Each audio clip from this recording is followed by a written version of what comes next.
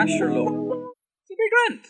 Holy Mother of Jesus, we're back at it again. It's week 2 of this brand new, stellar, incredible, all-around amazing, exciting show. It's an entirely new concept that we developed ourselves, and it's something we're calling the news. Oh. Yeah, I know. Oh, now, I know okay. some people are probably, you've heard me say that and think, what the fuck does that mean? That's a weird name to pluck out of thin air and call it something. You see, here's how I explain it. It's called the Is it because of news. you? Yeah. Brilliant. Because you knew, because we came up with it together. Yeah, of but they course, might yeah, not know. It's called the news because we talk about things that are new this week. And alright? there's multiple of it, so it's news. See, Yeah. More specifically, it's things that have happened this past week in gaming and movies and TV. The things that we talk about sometimes. Yeah. And that's kind of the gist of it. Really, it's the news. I hope I've explained it enough that people aren't still confused by it. I think at this stage they've lost the definition of what news means because we said it so much. Yeah, probably. But, that happens sometimes News, too. news. So, what's happening this week? What is going on? What? Come on, Dan. Give me something exciting. You want Excite me. news? Okay. I mean, for any horror game fans, I'm sure I'm not the first person to tell you that Dead Space, the original, is being remade from the ground up for PC, PS5, and Xbox Series X. My God, Xbox needs to get this shit sorted with their naming conventions. I'm sick of it. Genuinely, Woo, I think. I don't know. You're not a big horror fan. Are we excited by Dead Space? People love Dead Space, man. It's a big fucking thing. That's true. That's true. Okay. I'm not personally excited by Dead Space. I told this story to Owen a few times, but I remember there used to be a guy we used to know at school. We won't name him. But I once said to him that I didn't find Dead Space all that scary. And don't get me wrong, it's a really well-made game. It just doesn't do the creepiness for me. I can see the creepy elements, but it doesn't invoke those feelings in me. And he went, well, then you don't understand games development. Because I wasn't scared of Dead Space. I don't understand how games work. Well, listen. You don't understand how games work, but not for that Oh. reason. Excuse you! Neither of us. I'm saying neither of us really understand anything in that much depth. It was a joke. Okay. I didn't. I studied games development. I'm still making... Dead Space. Yeah, I don't know. Yeah, it Dead Space, doesn't do those kind of games don't do for me, but it's big news for a lot of people, I'm sure. That Dead Space is coming back probably in 20. Interesting enough, like most studios, there was a lot of remote working at EA, and Laura Miele, EA's chief studios officer, says the publisher is probably not going to go back to bringing a lot of people into studios anymore. There's probably going to be a lot more remote work from now on. It seems to work better for workers. Surprise.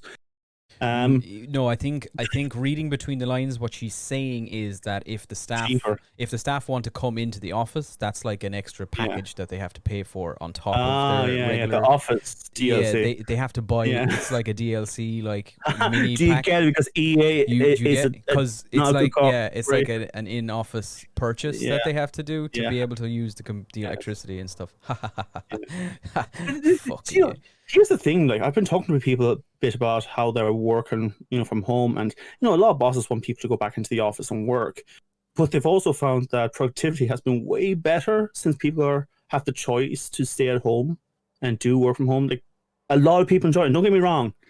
I think there should always be an office space for people who work better at an office, but if you're doing work better at home, you should kind of be let do that, It makes sense to me. Yeah, it makes perfect sense to anybody with half a brain, I think, to be honest. Like if the shit show of the last 18 months has taught us anything, it's that we really don't need office work. Doesn't really need to be, you don't need to be in the office with people. It's not, maybe I know some people do. Maybe, obviously some people can't work from home. Like it. That's fine. I personally worked from home for few months and I hated it, but that was maybe for different reasons. But anyway, let us do what we want. That's what I say. Give us a 4-day work week. Woohoo! And here's the thing: people won't be productive. Like, well, fire them. Get people who will be productive. That's your job. What are you on about? You know? Yeah, It's yeah. I mean, if somebody's not doing their job, then yeah. Well, they're not going to do their job in the office either, are they? Like, come on. But yeah, that's the first bit of gaming news. Um, so there has been a lawsuit also filed with Activision Blizzard, or ActiBliz, or whatever they want to call each other these days, for a lot of like frat boy culture and discrimination, harassment, and like gender pay gaps within the within that company and that kind of stuff. You know, obviously the publishers are like, no, it's been twisted. We definitely aren't like that. Don't do this, please. But it's been really interesting, because like there's been a few people named in it who work in the office, and they're so even some ex-employees.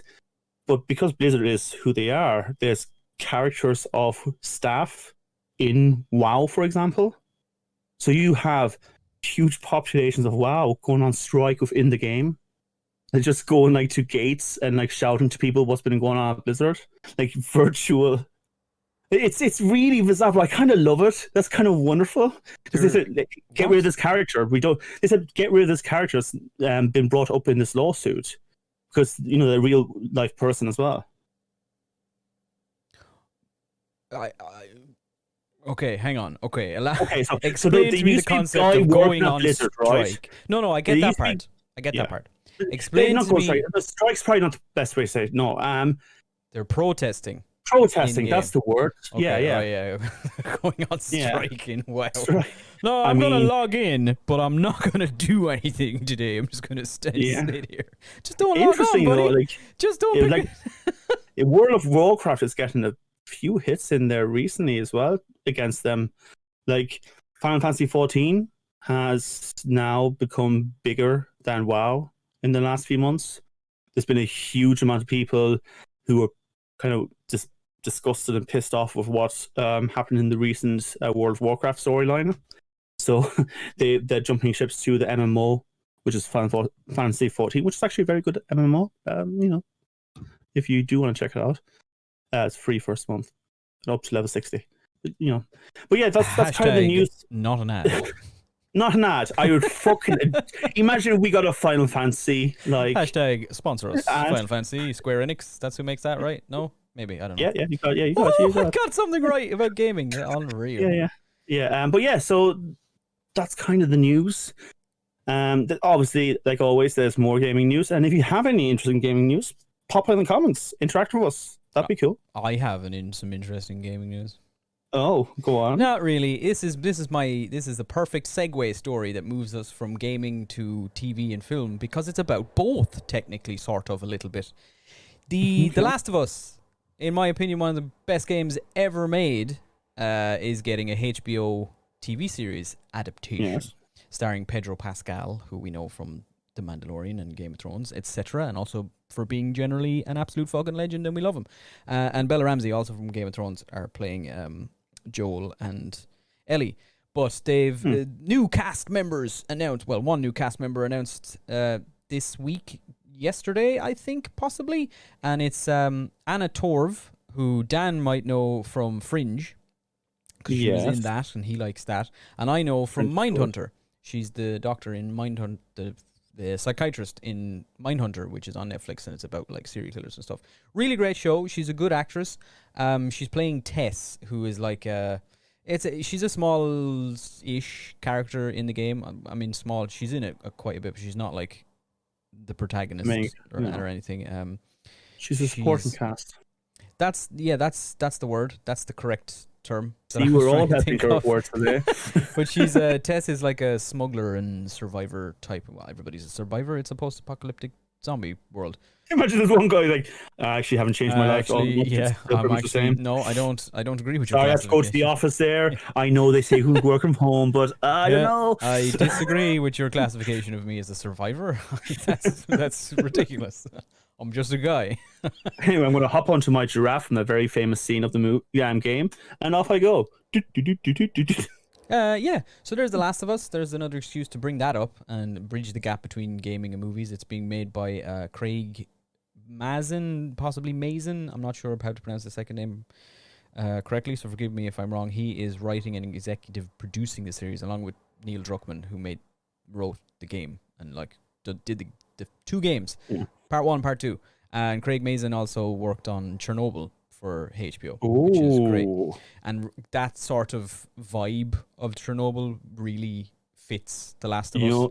I'm going to be honest. Chernobyl's one of those things that I know is fantastic, but I haven't pushed myself to watch it yet because I know it's going to be depressing as fuck. I actually haven't finished it yet either. I think I've watched maybe the first 2, 3 or 4 episodes. I'm like in the middle of it, but it's really good. It's very, very good, and the vibe that even the kind of muted color tone and everything in it really feels like the right fit for The Last of Us. Like The Last of Us, it does kind of compare like darker tones and light tones as well, though, because like from trailers and scenes that have it's quite dark. You know, I mean, it's the idea of the whole mushroom infested people, and it's in the dank, it's in the dark, it's in the deep, and they're going through streets and alleys and hiding inside buildings. But then you do have moments like the giraffe coming to the window, and suddenly there's the lights, the yellows and greens, and that there might still be some sort of hope.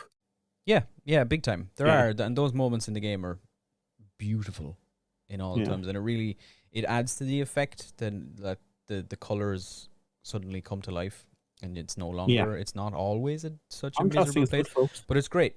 So I'm excited for that. The Last of Us, who knows when it's going to come out? It's in production at the moment. 2024 probably. Yeah, it's if we might get it like late next year, I think maybe, depends. We'll see how things goes. Continuing on in the realm of moving into film now, the next story, Jordan Peele. What do we think about him? How do we feel about Jordan Peele? I like Jordan Peele. He's very funny. Yeah, he's cool. He's a very funny guy who makes very not funny movies, surprisingly. Jordan Peele, if anyone is confused, we know him.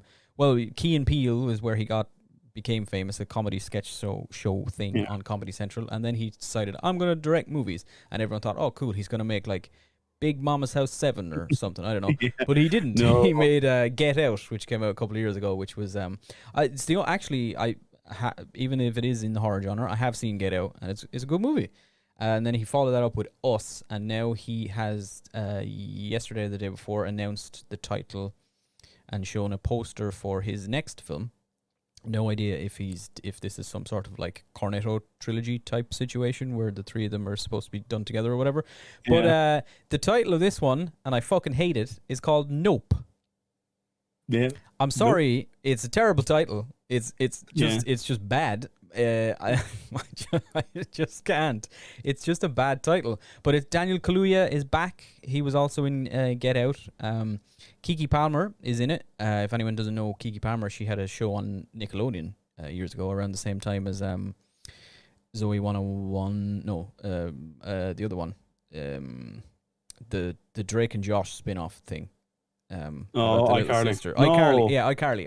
iCarly's not a spin-off though. Well, it's the same actress. That's not just making a spin-off. Yeah, it's a spin-off. In my mind, Carly is the little sister from Drake and Josh. But she has a different brother in it. No, that's fine. Don't worry about it. Maybe the parents remarried. Maybe the parents remarried again. The parents remarried again, did they? Like, they got divorced, remarried again? Carly's parents married whoever, the mother or the dad, whichever one was her, married somebody else. And anyway, whatever. That's way off topic. Jordan Peele's new movie coming out next week. Yes, and it's coming out next year. Exactly, I think a year from now. It's coming out like next July. So we don't really know what it's about. I don't think they've really said anything yet in terms of what the plot is about. So yeah, we'll see. We'll see how that goes. It's coming out next year. Jordan Peele fans, get your tickets ready or whatever you guys do. I don't know. Yeah. What do people buy tickets anymore? What? Yeah, you buy tickets. You still buy tickets to the cinema. Sure. You just book them online. More casting news then. We're moving into the realm of comic book movies once again because they dominate everything. Kevin Smith, yes. No. Well, he's a comic book guy, but that's not what I'm talking about. More casting news. It was this. I was kind of following this story in like all week, kind of, because there was like, casting rumors sort of like floating around out there. I think Monday or Tuesday, there was like a list of names released somewhere, and it was all over Twitter, of like the potential actresses who had tested for the role of Barbara Gordon, aka Batgirl, in the HBO Max, HBO's Warner Brothers streaming service, are making a Batgirl movie, and the potential list of actresses like was released. Barbara? Barbara Gordon? Yeah, Barbara Gordon's Batgirl. Yeah. Nice. And there was a couple of names floating around the place. I know Zoe Deutsch was one of them. Apparently, she tested for the role. I love her, and she would have been my pick. But they announced then, like 2 days later, obviously, and everybody is pretty excited. Leslie Grace is playing Barbara Gordon, and if anybody doesn't know her, that's probably because she has just really kind of blossomed. Yeah, I suppose, like In the Heights, that we have talked about briefly on another episode, one of our episodes of the show. I think we mentioned it. Lin-Manuel Miranda's Washington Heights musical. She is in that. You can't say that without the accent. No, I can't. I just can't say it without them. Washington. Anyway, she's in that, and she's really good at it. She's pretty, like, she's not to go into in the Heights more again, but she's one of the, like, in my mind, side plots has too much going on, and that's why I didn't like the movie. But she's good in it. She plays the how to describe her. She's the girl from Washington Heights that everybody put a load of, like, pressure in because she was really smart, and she got, like, a scholarship. Or no, she didn't get a scholarship. Her dad, like, had to sell half his business to pay for her to go to college, and she's like the first one to go to university, the first one in her family to go to university, and all this crap. And then she comes back at the start of the movie, and spoiler alert for In the Heights, if anyone really cares. She has, like, decided to drop out of college, basically, because she doesn't feel like she fits in, and because she's like, they invited me to this fancy scholarship dinner, and people thought I was one of the waiters, and all this kind of stuff. There's this whole plot going on. It's an interesting plot. It's just that overstuffed in the movie. Anyway, she's good. She's good in The Heights. She's a good, like, but that's a musical, so it'll be interesting to see. I don't think Batgirl is going to be a musical, but you never know. You never know these days. Maybe they'll make a Barbara Gordon musical. Also, don't have any idea. I probably should know this, if Batgirl is, like, related to the Batman, the Robert Pattinson one that's coming up. I don't know if it's set in the same thing or if it's a separate thing that Warner Bros. Is doing. But it's being directed by Adil El Arbi and Bilal Falah, who most recently directed Bad Boys for Life. So, interesting. Hey, listen, I will stand by the following statement under scrutiny. Bad Boys for Life was good. Okay. It's a good movie. It's funny. I haven't watched it. It genuinely, like, I like the Bad Boys movies. I think they are what they are. Bad Boys for Life was honestly a lot better than it had any right to be. It was actually, it was funny. There was, like, a decent plot going on. It was stupid, but it knew it was stupid. It didn't really take itself too seriously, and it was actually quite good. I hope maybe that's the vibe they go for Batgirl, just a Bad Boys for Life musical starring Barbara Gordon. I'd watch it. I'm all in if that's the way they go. Yeah. Sticking with more superhero type things, and also sort of Kevin gaming. Smith. You really want to talk about Kevin Smith? No, I just have. It's the only movie news I have, and I'm just like, no. All right, come on, give us what's your Kevin Smith news? What's he doing? How is he these days? He started filming on Clerks 3. That's it. Nice. That's cool. Way to go, Kevin. You know how the first one is black and white and the second one's color? Like, do you think he'll do 3D for the third one, just to, like, 3D? No, I hope he does, like, a Sin City type thing where there's just like one color, or just like one guy is in color in some scenes. Here's probably something that people would be sure. I don't like Sin City at all. I hate the look of it. I hate so much about it. Yeah, same. I wasn't a big fan of it either. Yeah. Anyway, continuing on, more superhero stuff that's not Kevin Smith, unless he has something to do with this, which I don't think he does. Injustice also was a game, so slightly gaming related also.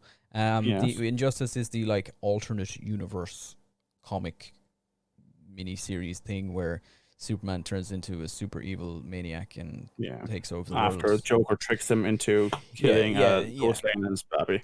Well, it's worth Yeah, mentioning. but that's the reason for it in this particular instant. I don't know. There's so many times where people are like, "Hey, what if Superman was a jackass?" And I'm just like, "He's not Yeah. though.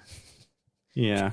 Just I mean, just let him be Superman. Just let him be Superman, please." like, don't get me wrong. I read I read in the Injustice comics, and I quite enjoyed them for what they are. Like, they're not serious comics. Like, anyone who takes them serious, grow up.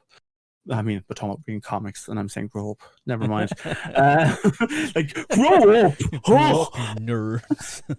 Yeah, read it like an intellectual. Thank you. Uh, but it always reminds me of that scene from the animated series. It's when Superman comes back from, like, the Justice League comes back from that alternate world where Lex Luthor became president, and this Justice League become villains, basically, like dictators of the world. And Superman picks up Lex, our Superman, and his eyes go red, and Lex is like, "Yes, kill me, prove it." And he says, I did not kill President Luthor. I'm not that man. By God damn, I wish I was today, but that's not who I am. And that's always how I feel about reading these alternate things, because it's just not who Superman is. It just isn't. I think like that's kind of like, it's the crux of Injustice, and it's, some would say somebody was just like, "Hey, what if Superman was a villain?" And then the rest of it just spiraled out of control, and you've got all this other weird shit going on, like Aquaman and Wonder Woman doing weird shit. The interesting thing is, like, Wonder Woman is really not like Wonder Woman at all. Like, she's a very different character, like personality wise. Yeah, very I think different. like, I always think of it as in, it's like to quote Loki, like the nexus point of the Injustice universe where the timeline splits is Superman killing Lois. But it clearly wasn't the same universe before that either, No, because there's a lot of weird shit going on. Anyway, Yeah. the news story is that they have announced the cast. They are making an Injustice Gods Among Us animated movie. The DC animated movie verse, which is pretty good most of the time, to be fair. There's a lot of really good stuff. I'm not a huge... Teen Titans stuff a bit. Like their latest entries, the last couple, I'm not as into as kind of the older, like Bruce Timm era animated ones. Just because I'm personally not massively a fan of the current animation style. Oh god, I can't think of the guy's name now, but he's also working on the for anybody who is a Critical Role fan, he's doing the animation for their animated series that's coming up too. Anyway, in Just Gods Among Us, they've announced the cast for the animated movie that's coming out. Who knows when? Probably next year sometime. It's got some names in it. We've got Justin Hartley is voicing Superman. Justin Hartley, people may know from Smallville. He's also, obviously, he's done a lot of voice work for like DC movies and comics and stuff like that. But he was Green Arrow in Smallville.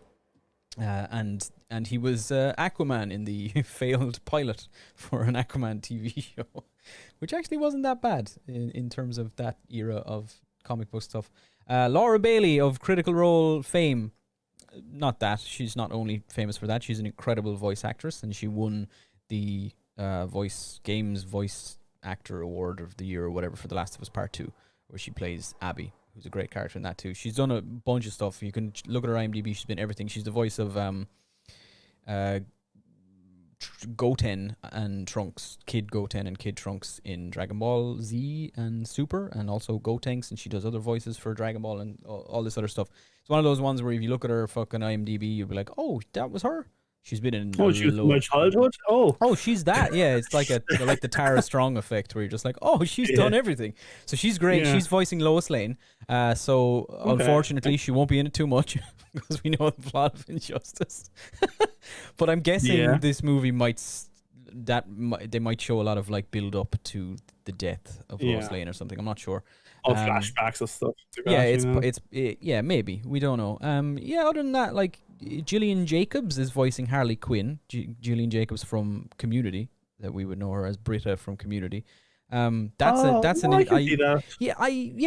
sure on that one. That's going to be interesting to hear. And then you've got the other ones. Yuri Lowenthal is voicing Mirror Master, Flash, and Shazam, which is quite a collection for one film, I think. And then you've got Derek Phillips is voicing Nightwing and Aquaman. So there's that. Kevin Pollack is voicing the Joker in this one. I'm not sure, honestly, if he's done the Joker previously. But he's voicing the Joker and Jonathan Kent. So, also very There's different. the plot twist. Jonathan Kent is the Joker, maybe. I don't know. Also, very different characters, though. So, Yeah, it's very much so. you know, an odd one.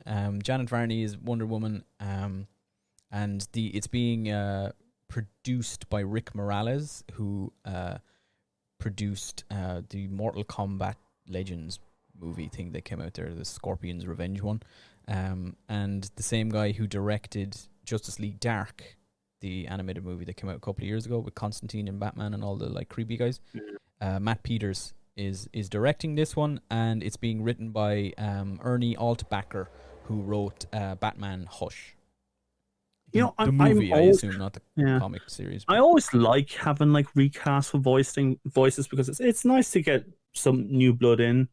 But I remember I was watching Justice League versus the Fatal Five, and that's basically a Bruce Timm universe thing.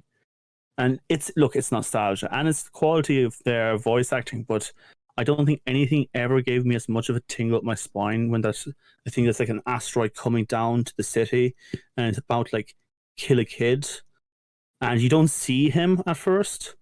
All you see is a shadow of a man holding the comet just above the kid, and it's just George Newburn's voice as Superman from the original Justice League animation saying, "Are you okay there, son?" And it's just like, I was just instantly transported back. Because the thing is, like, we always talk about Kevin Conroy, and Kevin Conroy is amazing as Batman. He is the Batman, if you ask me, right? But people keep forgetting about like George Newbern, a wonderful Superman. Like if I read Superman stuff, I hear his head in my head, like from the original animated series. He not from like Justice League Unlimited, is that the same? Yeah, same like that's him. Like, yeah. He's like, he can't not, you know. That's Superman. He's Superman to me. That's Superman to me. Christopher Reeves as well, honorable mention because in a big way. Yeah, I mean, but in terms of like who he acting, is inside your head, that's that's Superman to me. Justice League Unlimited is, I suppose, that's my first real. Okay, this is what DC is. These are DC heroes and stuff.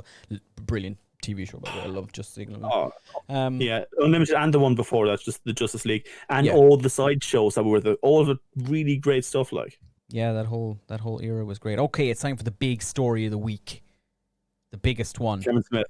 Kevin Smith is making Clerks 3. I'm sorry to Kevin Smith. Okay, I like Kevin Smith. Okay, I know a lot of people. No, this is a joke against me. Just bring it up every point. It's not actually against. Yeah. I think he's great. I just don't really care about Clerks. But the big story is, is it a story? Who knows? We're going to talk about it anyway because it's an excuse to talk about it and build some tension before September, before we actually watch the movie. Dune.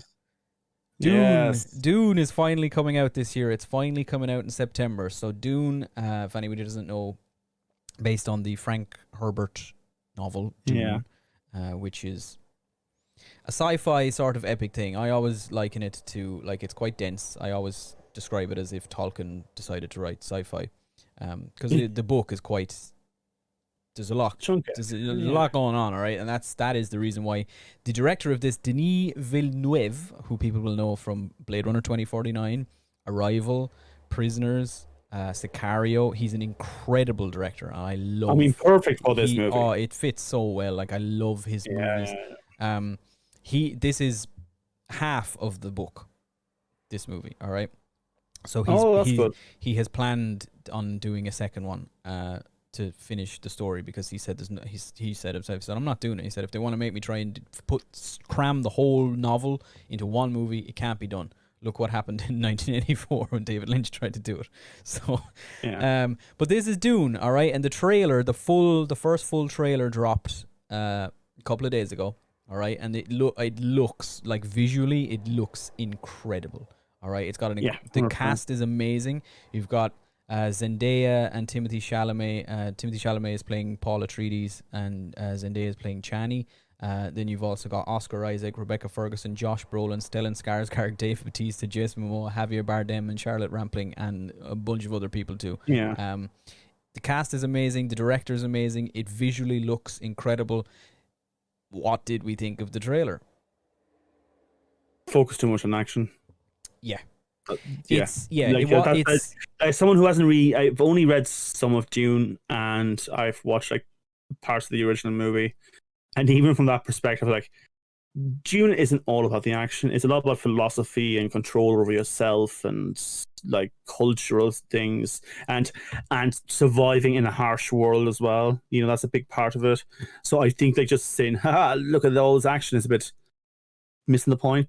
Yeah, I think it's not necessarily compared also to there was a teaser trailer, Yeah, like say about a month ago, there was a lot more kind of like a somber in tone and yeah, stuff that was like, oh, okay, this is Dune. This is more, it feels Star Warsy in or like yeah. Marvel-y sort of tones and in places in the trailer. All And quips and stuff. Yeah, like I get it, all right. Honestly, in my head, the one or two little jokey quips in that are in this trailer they're going to be the only jokes in the movie. It's yeah. not good. This is not going to be what the movie is like. I think that there is a real worry, and I probably share the worry. I suppose a little bit. I think the studio are worried nobody wants to see it. So they took every action piece out of I it. think they're definitely they watched the movie. Maybe there was a trailer cut, or they did like a test, like an audience testing or something, and the studio were like, look what happened with Blade Runner. Like Blade Runner 2049, you did that and we let you do it, and that didn't make money and we thought it would. So maybe just make a trailer that makes it look like it's what people like these days, which is like I lied to your yeah. Well, viewers. I honestly think that has to be the case because it's not there's no way, right? You don't think the director would have made that trailer? Yeah, well, the director doesn't generally make. No, I know that, but you don't think if he had the opportunity, the trailer would obviously be very different. Oh, sorry. Yes, yeah. I Yeah. I don't think this is like the tone and the way the trailer is cut together. I don't think that's the movie that we're gonna get. There's no way. Denis Villeneuve is not he's not like a quippy, like comedic, like Joss Whedon-y type director. His movies aren't that. They're not I don't think there's a joke in any of his movies ever. Like Yeah. I genuinely, I'm trying to think back of all of them. I cannot remember the single See, instance to of say humor. that there was some sincerity in the trailer as well, especially with the Yeah, discussion of father and the son. yeah. It's Like, not all yeah, quippy, but I think they purposefully put those shots in the trailer and the shots of like the big, like that battle scene that at the end of it, which I'm assuming is between it might be the Harkonnens and the Atreides, but maybe it's the Freeman and the who knows. But yeah, I think that obviously those things are in the movie, but I don't think tonally are like it's not. That's not what we're going to get when this movie releases. I hope. Yeah. I suppose maybe more than anything. No, I want Tony Stark jokes throughout all of it. Oh God, just I mean, look, no, not to shit on all that stuff. All right, it's fine. All right, they get it. We Yeah. figured it out. Marvel have figured out the perfect ratio of quips to not quips. But Yeah. it's just like no, Dune. That's not what Dune needs to be. Dune is Dune. Don't try and make Dune Star Wars. We want diversity. That's what we Yeah, want. we can have And not just in casting and but like in writing and views and ideas. We want different stuff in there, like. Yeah, exactly. Like we can have. There's room for both. Like Yeah. not everything needs to be the same thing. Not every action movie that comes out now needs to be John Wick. It doesn't have. You can do your own thing. You know. Yeah. Not everything. All these like big epics that you've spent that studios have put a lot of money into. They don't have to all be Star Wars. No, they don't. They don't. Like Star Wars doesn't even need to be Star Wars anymore. I think. Yeah, the Star Wars can just like chill for a while. Like just do TV. Yeah, just people like that. just try something else in Star Wars. Like, you know, make a Star Wars movie that's about something that's a bit different. I don't know, but not. Yeah, it's just I don't know. I'm excited for this movie. I think the trailer. I'm tepid on the trailer. It's not a bad trailer. It's still like visually, it's still stunning. It still looks incredible. The cast are still great. It's clear that they had a budget this time around that they didn't like. Yeah. Yeah, I'm excited for it, and it's weird. I'm not a massive Dune fan. I've read the first couple of books and thought they were good. The first one is a good book. Like, there's a lot of really interesting stuff going on, and you can really see its influence on like future sci-fi that Yeah. came I know after. this is Like, an oxymoron to say. Like, I haven't watched Dune, but I'm a big sci-fi fan. I haven't read Dune, I should say. But like a big thing is like we could do with some meaty science fiction about now because frankly most of what we get is like science sci-fi action or sci-fi fantasy stuff. And look again, these things are good, they're needed, but I'd like it something just a little bit more meaty, something like that's out there and enjoyed, and people point to it and say, "Oh yeah, that's a sci-fi movie I like." yeah, and I think maybe a lot of my like excitement for Dune is maybe I'm putting too much pressure on the movie, and because I have this thing in my head that like Dune is gonna change sci-fi. Like if Denis Villeneuve's Dune movie is Dune as it's supposed to be, and it's not a quippy sort of like half comedy action thing, maybe that Right. means afterwards we can get more serious sort of like actually like morally ambiguous philosophical sci-fi or in Which is other where genres sci-fi too. is, But yeah. we can move it into other genres too, you know? Like Yeah. Amazon is putting all their money in fantasy, which is great for me personally as a big fantasy fan. Yeah. Um but you know, I hope they're not all tonally the same thing. I hope the Lord of the Oh, Rings show and the Wheel of Time thing are different. I hope the King Killer Chronicles show that's coming out is not the same as yeah. Amazon's Like Lord I of the don't want Rings the thing. Lord of the It's Rings to be the just Game of Thrones, for example. I don't want no, that's that. what I mean. Yeah, I hope they're not all Yeah. Game of Thrones because that's Game of Thrones is clearly why they've And decided to do it. But like, I hope they're not just like, let's do yeah. Lord of the Rings but make it Game of Thrones. Let's Yeah, do, folks, you keep know, that in mind. Like, just because it's not like something that was big in the genre doesn't mean it's bad. Because that's the thing. Like we do it as well. Like we are, Owen and I are human as well. Uh, but like what? it's very easy to compare. Like let's say new fantasy thing and say, oh, like Game of Thrones came out and people were talking to me. It's like, oh, do you like Game of Thrones? And I went, oh, not really my thing. So, but you love fantasy. You love the Lord of the Rings. And I was just like, they're not the same thing. They're not really the same thing. Lord of the Rings and Game of Thrones No, aren't. they're not at all. And No. that's why I think Dune should be to Star Wars what Game of Thrones is to the Lord of the Rings. Yeah. In some senses, obviously, I'm not saying Dune should be the same as Game of Thrones, like, No. but they No. should be different. They can be Yeah. different. They can both exist at the same Well, that's time, the and we thing. can Like, enjoy them all.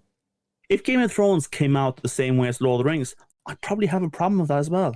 Because I'd be like, okay, so this is just Lord of the Rings. But the thing is, like, when you're trying to mimic something else, you can't really be better than the original because you're trying to mimic it. You're trying to get it in the same tone and same balances and same weights. So if you try to Yeah. copy it, Mm-hmm. you're either just going to make something that's a copy or something that's worse. Just how it Yeah, works. like Space Jam. Uh, yeah, I mean, no, Yeah, that worked yeah, out, didn't it? yeah, What? yeah. I haven't seen the new Space Mm. Jam, and I've I don't watched it. care. It's garbage. I don't care. It's fucking. I feel like I'm saying that like it's a brave thing to say that the new Space Jam. No, you're all I, wrong. I Space Jam don't. is. I don't care what the New York Times critics are saying. Space Jam: The New Legacy is bad, actually. People going. Yeah. How dare he? Hashtag not my Lola bunny. Anyway, on that note, I think that's everything. Do we have anything else? Yeah, That's our news stories for the week. that's Some big everything on stories, my some end. small stories, a lot of Yeah, casting look, we news and probably announcements this misjoined week. big things. To be fair, but these are the There's, things that you we know, found interesting and said, "Hey, this is what we'd like to talk about today," and that's it. yeah, and we hit the bases. We'll be back same time, same shit channel next Friday for more news. And if anything interesting comes up and you want to hear us talk about it during the week, just shoot us a link to an article or Please something. do. Don't just message us and be like, "Hey, I heard from a friend that something is," you know, Yeah, give us an actual concrete news story, right? Not yeah, just yeah. rumors. And folks, Um, I really appreciate people liking my personal profile and that kind of stuff. With posts I share, but some that really helps us actually is liking on social media the original post on the page. You're helping the algorithm and you're helping us by doing that. But yeah, I think that's it. We're doing Splitting Hairs on Tuesday. Splitting Hairs is coming out on Tuesday, the second of our Splitting Hairs. White House Down versus Olympus Has Fallen. Who We've watched one will already, win? and oh boy, it's going to be an interesting talk. Yeah, it's going to be awesome. I loved it. Anyway, see you Oh, guys next week. bye. Love you.